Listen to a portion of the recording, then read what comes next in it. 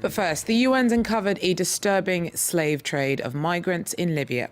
The International Organization for Migration has taken testimony from Africans who've headed to the country in the hope of starting a new life. Some have told of traffickers buying and selling people in garages and car parks for as little as $200. Many victims are subsequently subjected to starvation, forced labour and prostitution, and even murdered.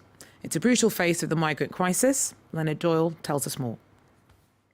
What we've been hearing for a number of months, but with increasing frequency, is that migrants who unwittingly leave from all over West Africa primarily, hoping to get a better life in Europe, end up being lured into Libya and into a gulag, which is the only way to describe it, of appalling abuse, which results in their being sold on from one person to another.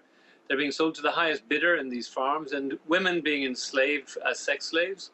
So it's just a shocking series of appalling abuses, and many times the migrants are indeed just murdered if it appears that they either don't have the skill or they don't have the money to pay for their way. So it's just the scale of what we're hearing is shocking. So who's buying these people, and how are they finding them? Well, what we're finding is that Libya is now a broken economy without any rule. It's got a very small population, 6 million people, and the size of Libya is twice the size of France. So it's a small population, and they seem to be essentially living off the migrant trade, from migrants being passed from one to another, being exploited as laborers who don't get paid, or simply being abused in different ways and being sold on for profit. So it's kind of a shocking situation, and it's very difficult to know what can be done about it because the country is in such chaos, and as we know, ISIS are there. There are different militias. There's no central government of any name, and there's great chaos. And it's a huge problem for Europe because it's a gaping hole on the southern flank of Europe, as an ambassador recently described it.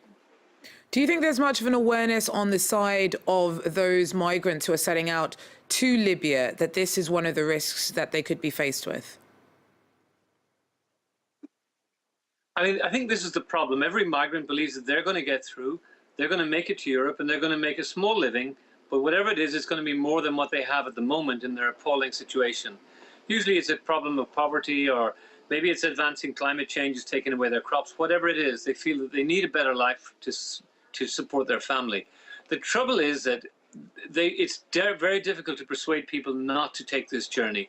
And in the absence of a state and of borders that are controlled, the people just keep coming. So what we are trying to do in the International Organization for Migration is use those who we are bringing home. Many, after a terrible time in Libya, decide it's time to go home, and we bring them home. And we bring them home with a message that they put on social media or they have on their local radio, and to start a discussion with their communities about maybe that there are better choices in life than to put yourself in the hand of the enslaved, of the slave keepers.